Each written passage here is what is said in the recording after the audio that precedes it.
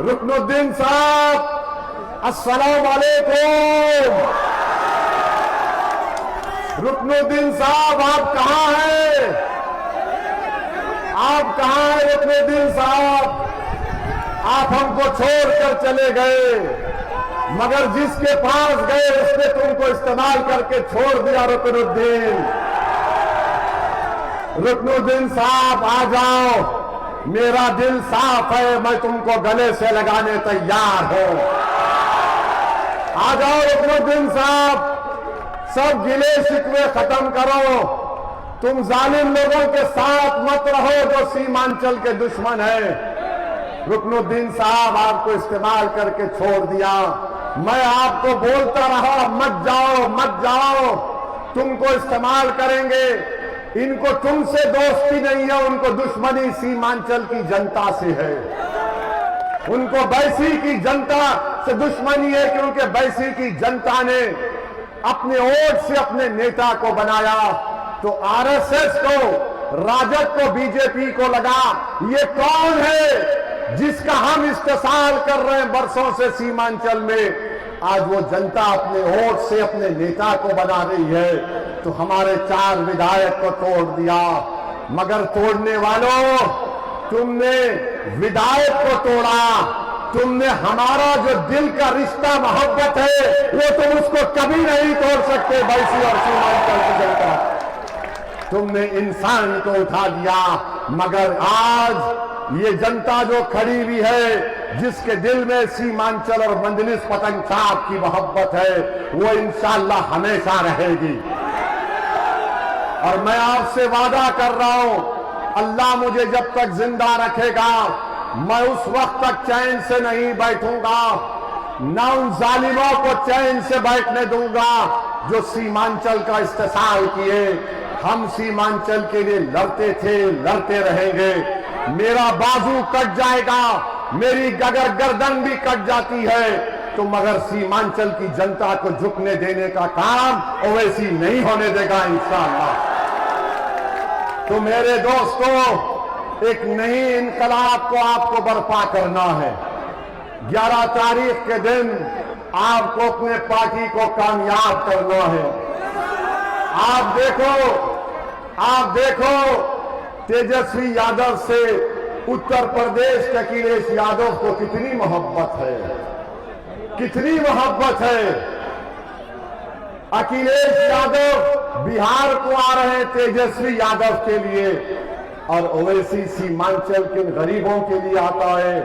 तो बोलते तुम यहां पे क्यों आ रहा है? अरे तोते,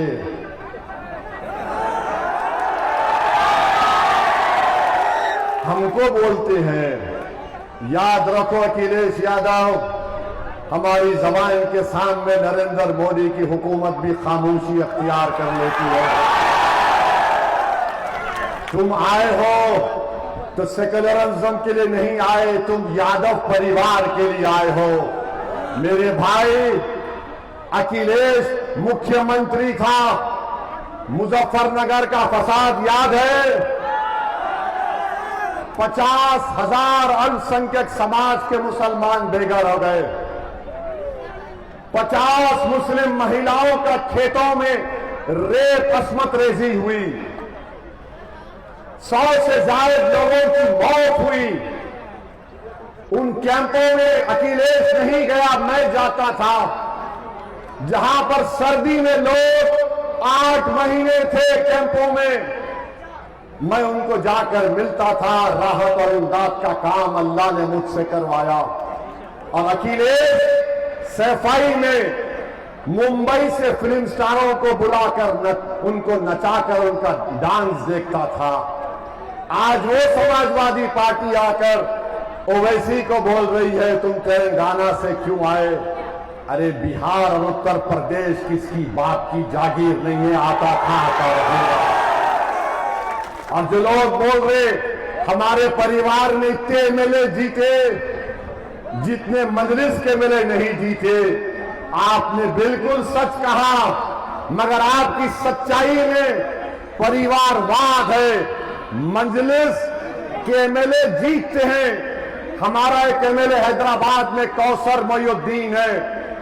कौसर मोइनुद्दीन कौन था? कारवान का एमएलए अभी है।